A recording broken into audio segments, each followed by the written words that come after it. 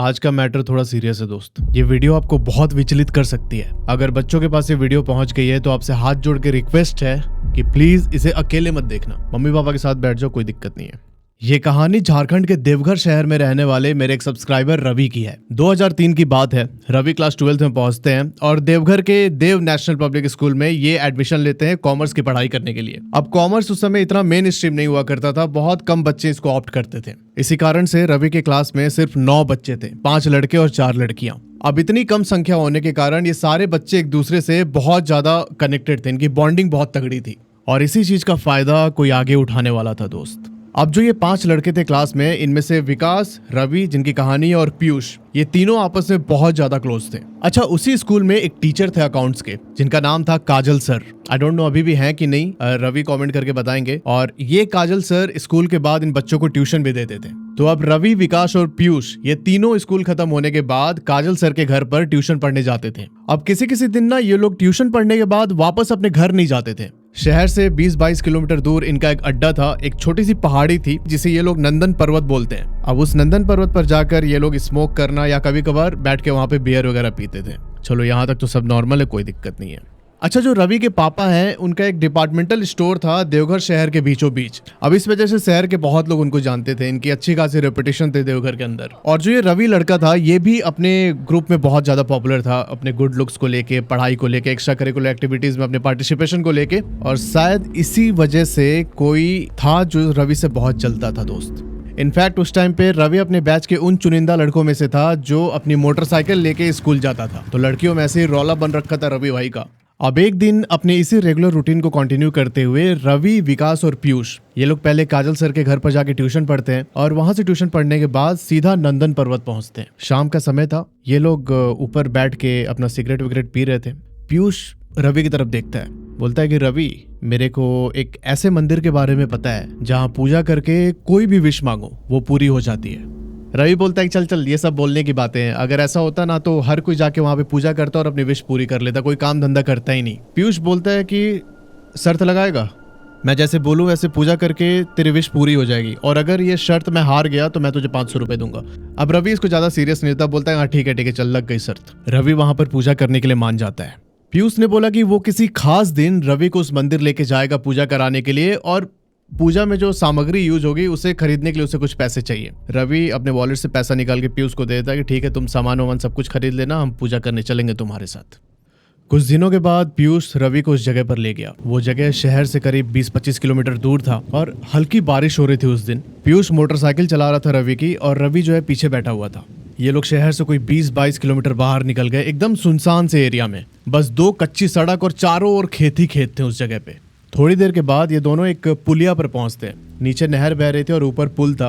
रवि ने बोला कि यार इधर कहाँ कोई मंदिर दिख रहा है। पीयूष बोलता है मैं ले चलूंगा ना, चलना। पुल को पार किया इन्होंने, बाइक खड़ी की और पुल से नीचे उतर के, जैसे यहाँ पे नहर बह रहा है, ये लोग नीचे उतर के नहर के किनारे आके खड़े हो गए। पीयूष ने बोला रवि को कि तुम पैंट जो है फोल्ड कर लो, हमें ये नहर पार करके दूसरी साइड जाना है। अब रवि ने पीयूष की बात मानते हुए अपना पैंट फोल्ड किया और ये दोनों नहर में उतर गए। घुटने तक पानी था, जिसे धीरे धीरे पार करते हुए जब ये लोग नहर के दूसरे एंड पे पहुंचते हैं तब वहां पे एक इंक्लाइंड सा स्लोप था। रवि इसके ऊपर चढ़ता है। अब ऊपर चढ़ के रवि ने अपनी गर्दन घुमाई चारों ओर। उसने पीयूष से पूछा कि यार यहाँ तो कोई मंदिर दिख ही नहीं रहा मेरे को। पीयूष बोलता है कि नीचे देख, नीचे। और नीचे किसी का कब्र था जिस पर चादर चढ़ी हुई थी। अब रवि यहाँ घबराता है थोड़ा सा, बोला कि ये कहाँ लेके आ गया मेरे को। पीयूष बोलता है कि तुझे मंदिर से मतलब है या फिर तेरी विश पूरी होने से मतलब है, ये मंदिर से भी ज्यादा पावरफुल जगह है, मैं जैसा बोल रहा हूँ बस वैसा करते जा। रवि ने ज्यादा कुछ सोचा नहीं और बोला कि ठीक है, क्या कर रहे हैं बताओ। पीयूष अपने बैग से पूजा का सामान निकालता है और उस पूजा के सामान में पता है क्या था? दारू, चिकन और एक अगरबत्ती का पैकेट। अब पीयूष की बात मानते हुए रवि ने उस दारू और चिकन को उठा के कब्र के पास रखा और जो अगरबत्ती लोग लेके आए थे वो जला देता है। पीयूष ने बोला कि पूजा हो गई, आंख बंद करके अपनी मन्नत मांग लो। रवि ऐसे ही करता है। मन्नत मांगने के बाद ये दोनों अपने अपने घर वापस आ जाते हैं और यहाँ से खेला चालू होता है दोस्त। उस जगह पूजा करने के बाद रवि जब अगले दिन सो के उठता है तो उसका सर बहुत ज्यादा भारी हो रखा था। धीरे धीरे उसकी तबीयत खराब होनी स्टार्ट हो गई। शाम के टाइम आंखें एकदम लाल हो जाती थी। वो बिल्कुल ऐसे स्टिल होके अपने बेड पे बैठे रहता था, ना किसी से बात करना, ना किसी से बोलना। खाना पीना भी इसका एकदम कम हो गया था। रवि के पेरेंट्स को समझ नहीं आ रहा था कि आखिर हुआ क्या है। इन लोगों ने रवि से पूछा कि क्या हुआ है बताओ। रवि बोलता कुछ नहीं, कुछ नहीं, कुछ नहीं। इस तरीके से बहुत अजीब सी हरकत करने लगा। रवि का जो मेंटल स्टेट था वो पूरा चेंज हो चुका था। इसके मम्मी पापा रवि को डॉक्टर के पास लेके गए। डॉक्टर ने जो जो टेस्ट बोले थे वो सब कुछ करवाया, बस सारे टेस्ट जो है नॉर्मल थे। अब जैसे जैसे टाइम बीत रहा था, रवि का शरीर अंदर से गलते जा रहा था। 1 वीक के अंदर ही उसका शरीर गल के इस स्थिति में पहुंच गया जैसे स्किन जो है बॉडी की वो हड्डी में चिपक गई है। देवघर के सारे बड़े डॉक्टर की दवाई खाने के बाद भी रवि की तबीयत जब ठीक नहीं हुई, तब इनके मम्मी पापा को समझ में आ गया था कि इनके बेटे के ऊपर किसी और का ही कंट्रोल है इस समय, और जल्दी अगर कुछ नहीं किया गया तो ये अपने बेटे को हमेशा के लिए खो देंगे दोस्त। अब रवि के पेरेंट्स इसको देवघर के सारे झाड़ फूक करने वाले पंडितों के पास लेकर जाने लगे। जब ये पंडित झाड़ फूक करते तब रवि थोड़ा सा नॉर्मल होता था, और फिर उस पंडित के पास से अपने घर वापस आते आते रवि की स्थिति पहले जैसी हो जाती थी। बिल्कुल स्टिल हो कैसे बैठना, किसी से बात नहीं करना, बेड पे बैठे रहना और मन में कुछ बुनबुनाते रहना। ये हालत थी रवि को, ना कुछ खाना ना कुछ पीना, बिल्कुल इनकी दुनिया उलट पुलट हो गई थी। अब जिस भी पंडित के पास रवि के पेरेंट्स इसको लेके गए दिखाने के लिए, सबने एक ही बात बोली कि रवि के ऊपर किसी बहुत ही ताकतवर आत्मा ने कब्जा कर रखा है, और वो इतनी ज्यादा पावरफुल है कि वो लोग अपनी विद्या से इसे क्योर नहीं कर पाएंगे। ये बात सुन के रवि के मम्मी पापा का खून सूखने लगा। अपने जवान बेटे को ऐसे मौत की तरफ जाते हुए ये लोग नहीं देख पा रहे थे। कोई भी पेरेंट्स नहीं देख पाएगा, बहुत ऑब्वियस सी बात है। अब रवि के पापा की जो शॉप थी ना, जो मैंने बताया था कि इनका डिपार्टमेंटल स्टोर है शहर के बिल्कुल बीचों बीच, तो इनके शॉप के पास एक टेलर की दुकान थी, दर्जी की। उन दर्जी का नाम था जब्बार, और लोकली उनको लोग मास्टर जी करके बुलाते थे। जब उनको पता चला कि रवि के साथ ऐसा हुआ है, इसके पापा परेशान हैं, तो मास्टर जी रवि के पापा से मिलने आते हैं, और उन्होंने बोला कि पास के ही गांव में मेरी माँ रहती है और काफी टाइम से वो रवि जैसे केसेस का इलाज करते हुए आई है, आप एक बार वहां पे चल के ट्राई कीजिए। पहले रवि के पापा थोड़ा सा स्केप्टिकल हुए, थोड़ा सा संकोच किया इन्होंने कि यार एक तो इनका रिलीजन भी दूसरा है, और फिर इतने बड़े बड़े पंडितों से जब कुछ नहीं हुआ तो ये क्या ही कर लेंगी। पर बेटे की बिगड़ती हालत के सामने ये पूरी तरीके से बेबस थे। किसी भी हद तक जाने के लिए तैयार थे, कोई भी तंत्र मंत्र विद्या सब कुछ करने के लिए तैयार थे। इस बात के लिए रवि के पिताजी सहमत हुए, और एक दिन रवि, उनके पापा, रवि की मम्मी और ये मास्टर जी, ये सब लोग एक ऑटो में बैठते हैं और देवघर से 2 घंटे दूर, जहां पर मास्टर जी की माँ रहती थी, उस गांव में जाते हैं ये लोग। अब मास्टर जी ने ये पूरा हाल अपनी माँ को पहले ही बता रखा था, तो उन्होंने जो है अपना पूरा तैयारी वारी करके रखी थी कि रवि आएगा तो वो उसको ठीक कर देंगे। मास्टर जी की माँ एक दुबली पतली 65-70 साल की एक विधवा औरत थी। ये सब लोग एक कमरे के अंदर जाते हैं, रवि को बीच में बैठाया जाता है। उसके बाद अपनी तंत्र शक्तियों की मदद से मास्टर जी की माँ ने उस एंटिटी को अपने सामने बुलाया, जिसने रवि के ऊपर कब्जा कर रखा था। अभी मैंने जैसा आपको पहले बताया था कि रवि एकदम शांत रहता था, बिल्कुल चुपचाप बैठा रहता था कमरे के अंदर, ना किसी से बातचीत करना, ना कहीं आना जाना, कुछ नहीं। और अभी जब मास्टर जी की माँ ने उस एंटिटी को अपने सामने बुलाया, तब रवि के शरीर में हलचल होती है, एकदम ऐसे हो जाता है, अकड़ जाता है रवि बिल्कुल। इस समय रवि पोजेस था पूरी तरीके से। वो आत्मा उसके अंदर आके मास्टर जी की मम्मी से बात करना स्टार्ट करती है। जब उस औरत ने अपनी झाड़ फूक स्टार्ट की, तब रवि बहुत स्ट्रेंजली बिहेव करने लगा। उसकी आवाज पूरी तरीके से बदल चुकी थी। वो बोलता है, ये मुझे क्यों बुलाया इधर, मुझे जाने दो। रवि अपनी तरफ पॉइंट करता है और बोलता है, मैं इसको अपने साथ लेने आई हूँ और अपने साथ लेकर ही जाऊंगी। अब अपने बेटी की ये हालत देखकर रवि की माँ से रहा नहीं गया। वो वहां पे फूट फूट के रोने लगी और जाके रवि को गले लगा लिया, और उस एंटिटी से ये कम्युनिकेट कर रही हैं कि प्लीज मेरे बच्चे को छोड़ दीजिए, इसको जाने दीजिए, इसके बदले आप मुझे अपने साथ लेके चलिए, पर मेरे बच्चे को छोड़ दीजिए। रवि इस समय अपनी माँ को दूर झटक देता है और ऐसे देखते हुए बोलता है कि तेरे 2 बच्चे हैं ना, उसमें से एक मैं लेके जाऊंगी अपने साथ। रवि की माँ उसके सामने हाथ जोड़ के एकदम लेट जाती है, गिड़गिड़ाने लगती है कि प्लीज छोड़ दो मेरे बच्चे को।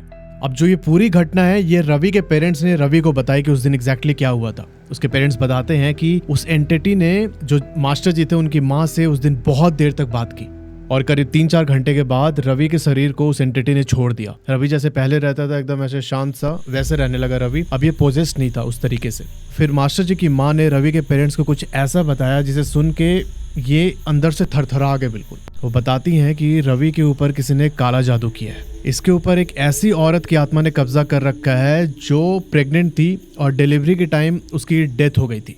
और इस तरीके की एंटिटीज बहुत ज़्यादा पावरफुल होती हैं।